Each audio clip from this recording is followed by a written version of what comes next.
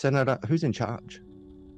Adam, that's easy. It's the people behind. So it's the institutions, right? And so the institutions are the bureaucracy. They are big corporations. They are big super funds, and they are big media. Now, the bureaucracy they'll have an agenda. Before I got into Parliament, I used to think the bureaucracy was just a bunch of bumbling bureaucrats. Like we all make mistakes, and they'd engage in a bit of arse covering, which is a natural sort of human trait for people to do.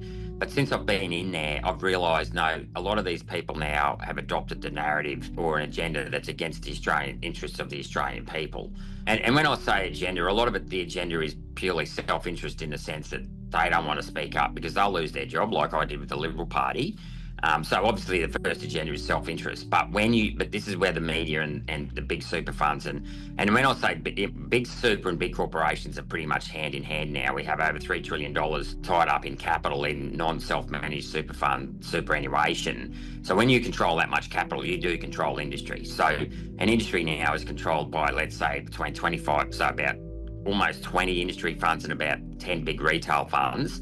None of their boards are elected, they're selected. So we have all this capital now that is controlled by people who are never held to account.